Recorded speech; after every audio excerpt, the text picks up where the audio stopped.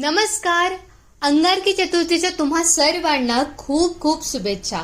अभंग उंबरठ्यानंतर आजपासून मी एक नवीन प्रवास सुरू करतेय. ठिपक्यांची विण ही रांगोळी म्हणजे केवळ नक्षी नाही तर आपल्या संस्कृतीची गुंफण आहे. या सिरीज मध्ये आपण रांगोळी काढता काढता विस्मरणात गेलेल्या मराठी म्हणी आणि त्यामागची रंजक कथा जाणून घेणार आहोत. आजची म्हण आहे, आधी पोटोबा मग विठोबा.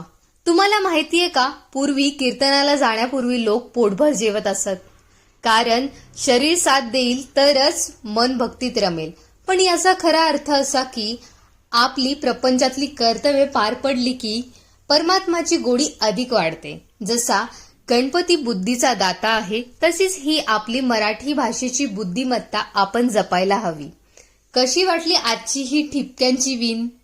कमेंटमध्ये नक्की सांगा आणि पुढच्या भागासाठी फॉलो करायला विसरू नका हा.